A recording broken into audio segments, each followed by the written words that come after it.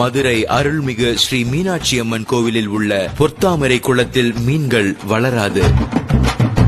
திருவண்ணாமலை சுவாமி எப்போதும் ராஜகோபுரம் வழியாக வராமல் பக்கத்து வாசல் வழியாகத்தான் வெளியே வருவார்.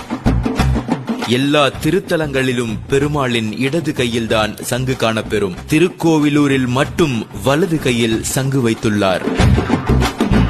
சிதம்பரம் ஆலயத்தில் ஒரே இடத்தில் நின்றபடி ஸ்ரீ கோவிந்தராஜ பெருமாளையும் ஸ்ரீ நடராஜரையும் தரிசிக்கலாம்.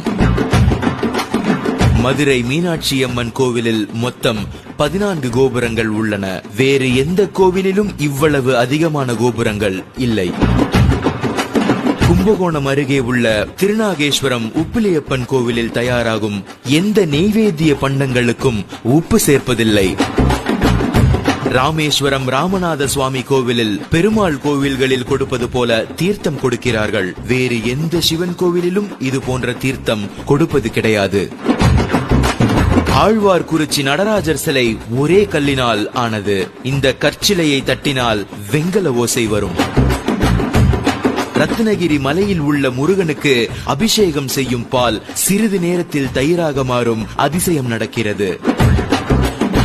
மூலவரே வீதி வலம் வருவது சிதம்பரம் நடராஜர் மட்டுமே. குளித்தலை மணப்பாறை வழியில் ஐவர் மலை என்ற ரத்தினகிரி மலை உள்ளது. இம்மலை மேல் காகங்கள் பறப்பதில்லை.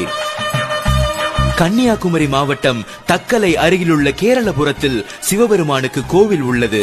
இங்கு அரச மரத்தடியில் நிறம் மாறும் அதிசய விநாயகர் இருக்கிறார். ஆவணி மாதத்திலிருந்து 6 மாதங்கள் வெள்ளை நிறமாகவும், மாசி மாதத்திலிருந்து 6 மாதங்கள் கருப்பு நிறமாகவும் மாறிவிடுகிறார். சந்திரகாந்த கல்லால் உருவாக்கப்பட்ட இந்த சிலைக்கு இப்படி ஒரு சக்தி இருக்கிறது. சைவர்களுக்குரிய திருவாதிரையும் வைணவர்களுக்குரிய வைகுண்ட ஏகாதசியும் ஒரே மாதத்தில் ஒரே திருக்கோவிலில் நடைபெறுவது சிதம்பரத்தில். இமயமலை சாரலில் இருக்கும் திருத்தலங்களில் ஒன்று பத்ரிநாத். மே மாதம் முதல் வாரம் நடை திறப்பார்கள். நவம்பர் மாதம் முதல் வாரத்தில் மூடுவார்கள். நவம்பரில் கோவிலை மூடும் போது ஒரு தீபம் ஏற்றுவார்கள்.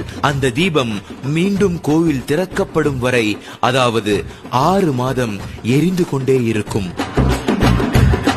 காசி நகரை சுற்றி 45 மைல் எல்லை வரை கருடன் பறப்பதில்லை. சமயபுரம் ஸ்ரீ மாரியம்மன் உட்கார்ந்த கோலத்தில் மிகப்பெரிய திருமேனி. இவ்வளவு பெரிய ரூபமுள்ள அம்பிகை வேறு எந்த கர்ப்ப கிரகத்திலும் இல்லை. இத்திருமேனி சிலை மூலிகைகளால் ஆக்கப்பட்டது.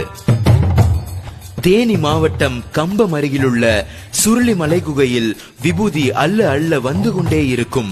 இந்த குகைக்கு பெயர் திருநீர் குகை. சென்னிமலை முருகனுக்கு அபிஷேகம் செய்யும் தயிர் புளிப்பதில்லை.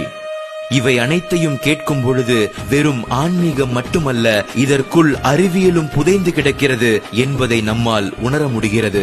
வாழ்க முன்னோர்கள், வளர்க நம் வாழ்வியல். இதை போன்ற அதிசயங்கள் உங்களுக்கும் தெரிந்தால் கமெண்ட் செய்யுங்கள். இதை மற்றவர்களுக்கு தெரிவிக்க ஷேர் செய்யுங்கள்.